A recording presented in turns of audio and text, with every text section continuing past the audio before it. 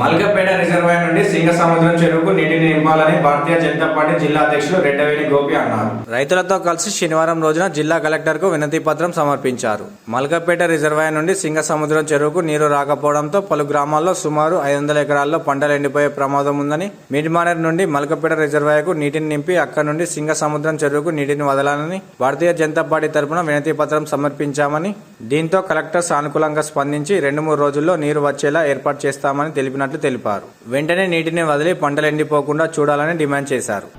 మరి అక్కపల్లి, రాజన్నపేట మరియు దేవునిగుట్ట తండా, బాకురుపల్లె తండా, ఈ రకంగా కొన్ని తండాలు గ్రామాల్లో ఏదైతే రైతులు ఉన్నారో ఈ నీళ్లు రాక ఆ పొలాలు ఎండిపోయే పరిస్థితి ఉంది కనుక మరి ఈరోజు మిడ్మానేర్ నుండి వాటర్ పంపింగ్ మల్కపేటకు చేసి ఆ మల్కపేట ద్వారా సింగసముద్రం కెనాల్ ద్వారా నీళ్లు విడిచినట్టయితే, మొన్నొక్క రోజు విడిచారు కనుక నీళ్లు రెగ్యులర్గా వస్తాయని చెప్పి రైతులు పంపు సెట్లు, మోటార్లు కొనుక్కున్నారు. దాదాపు 40-50 లక్షలు ఖర్చు పెట్టి మరొక రోజు వచ్చి వాటర్ అయిపోయినాయి కనుక ఈరోజు మల్కపేట రిజర్వాయర్ను నింపి అక్కడి నుండి ఈ రైతుల యొక్క పొలాలు ఎండిపోకుండా ఆ నీళ్లను రెగ్యులర్గా ఇచ్చి, ఇప్పుడు ఏదైతే వరి పుట్ట దశలో ఉంది కనుక నీళ్లు అవసరం కనుక సుమారుగా 500 ఎకరాలు ఎండిపోయే ప్రమాదం ఉంది కనుక తప్పకుండా గౌరవ కలెక్టర్ గారిని రిప్రజెంట్ చేసినాం. భారతీయ జనతా పార్టీ నుండి డిమాండ్ చేసినాం.